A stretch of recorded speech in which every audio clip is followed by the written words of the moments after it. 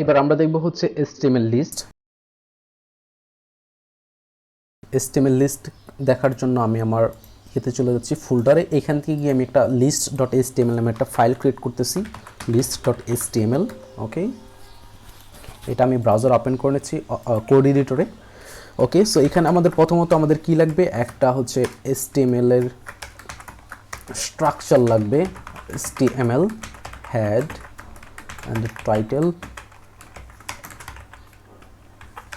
HTML list। ওকে, so এরপর আমাদের body লাগবে, যে এখানে আমরা কোড করব বডি, এবং বডির মধ্যে হচ্ছে আমরা একটা কমেন্ট করলাম HTML লিস্ট।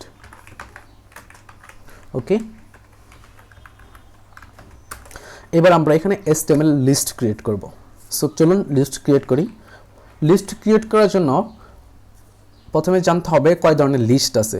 সো আমি যদি আমার মাইক্রোসফট ওয়ার্ডটা ওপেন করি, ওয়ার্ড, ওকে, সো এইখানে গো to school finish your homework. Okay,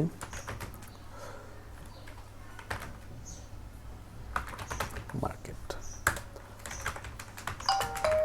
shows.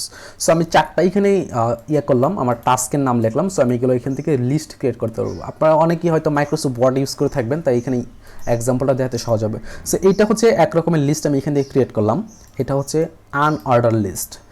আমি যদি এখান থেকে আবারও এটা ক্রিয়েট করি, তাহলে ওয়ার্ডারেড লিস্ট। ওয়ার্ডারেড লিস্ট হবে 1 2 3 4 বা ABCD, এগুলো ওয়ার্ডারেড লিস্ট। আর যখন আপনি কোনো সাইন দিয়ে কোনো কিছু বুঝাবেন, সেটা হবে আনঅর্ডার লিস্ট। ওকে, যেমন এই সাইন দিয়ে আমি এটা বুঝালাম, এটা হলো আনঅর্ডার লিস্ট। সো চলুন আমরা প্রথমে আনঅর্ডার লিস্ট ক্রিয়েট করি। সো আনঅর্ডার লিস্ট ক্রিয়েট করার জন্য আপনাকে ইউএল নিতে হবে, ইউএল মানে আনঅর্ডার লিস্ট, এবং এখানে এলআই নিতে হবে, এলআই ট্যাগ ইউজ করতে হবে। এলআই ট্যাগ মানে list item. So go to school finish your homework. Okay, নেক্সটে হচ্ছে, আচ্ছা আমরা এখানে কি ছিল নেক্সটে, go to market buy new shoes.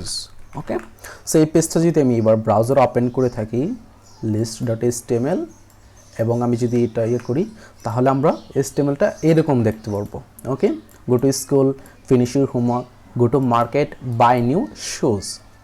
Okay, so হচ্ছে আমাদের আনঅর্ডার লিস্ট। এইবার যদি আমি এটাকে অর্ডার লিস্ট করতে চাই, তাহলে আমরা কি করতে হবে? অর্ডার লিস্ট ক্রিয়েট করার জন্য আমি শুধু এখান থেকে ইউএল থেকে ওএল দিব, এবং শুরুর শেষের দিকে ওএল দিব, শুরু ওএল দিয়ে শেষ ওএল দিয়ে।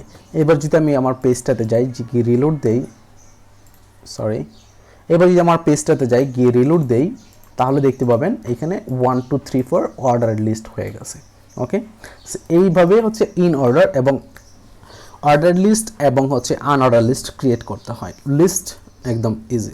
তো এগুলোতে আমি আরও এক্সট্রা ফ্যাসিলিটি অ্যাড করতে পারবো অ্যাট্রিবিউট ইউজ করে। যেমন আমি ABCD দিয়ে লিস্ট ক্রিয়েট করতে পারবো, আমি মানে একটা দিয়ে বক্স দিয়ে লিস্ট করতে পারবো, আনঅর্ডার লিস্ট। সো এগুলো হচ্ছে আমরা অ্যাডভান্স পর্বে দেখব। ওকে, সো এগুলো হচ্ছে আমরা যখন ওয়েবসাইট ক্রিয়েট করবো, তখন আমরা এগুলো নিয়ে আলোচনা করব।